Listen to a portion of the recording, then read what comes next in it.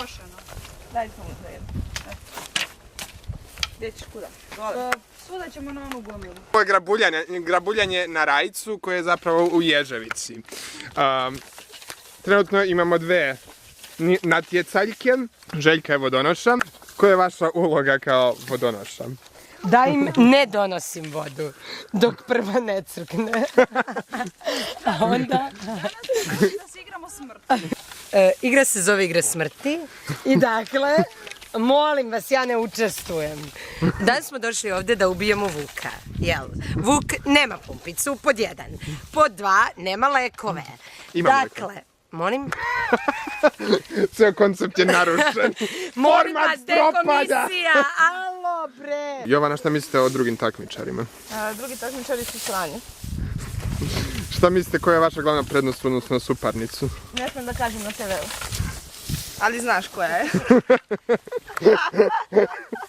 Moja prednost je dvostruki bypass.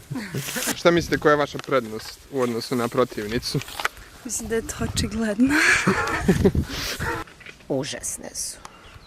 Da li mislite da jedna ima taktiku, koja je druga? Molim vas, evo, takmičarka je upravo nastupila. Ovo su nedozvoljena sredstva. Žuti karton! Za sebe takmičar. Ali ona je, znate, mlada takmičarka. Vrlo mlada, ona je nova u ovome u stvari, ali izgleda da je prirodni talenat. Mislim... Su roditelji platili trenera. Nazdravlje. Nazdravlje. Molim vas. Nazdravlje.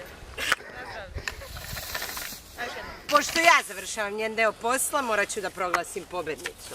Jedan kadar na ovu gospođicu crnom. Petar. Dama u crnom. Kristina, kako se osjećate kao pobjednica ovogodišnjeg? Fenomenalno. Kako ćete iskoristiti nagradu?